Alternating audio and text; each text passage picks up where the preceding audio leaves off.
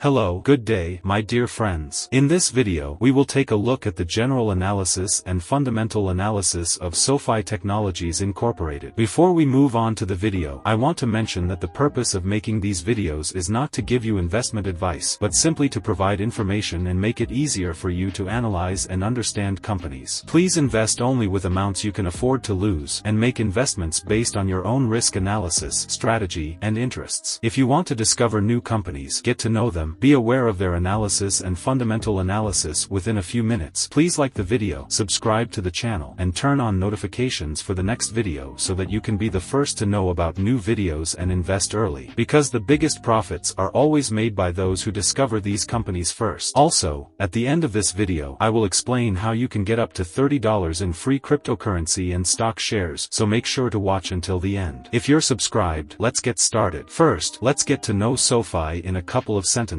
SoFi, Social Finance, is a company that primarily provides digital banking and financial services. This company also offers loans, investment platforms, insurance, and technological financial solutions. Additionally, SoFi provides services to other financial companies through its technology platform, SoFi Galileo. Looking at the company's key financial indicators for Q4 2024, SoFi generated $735 million in total revenue, showing a 24% increase compared to the same period last year. When we look at the company's operating profit, adjusted EBITDA, we see it is $198 million.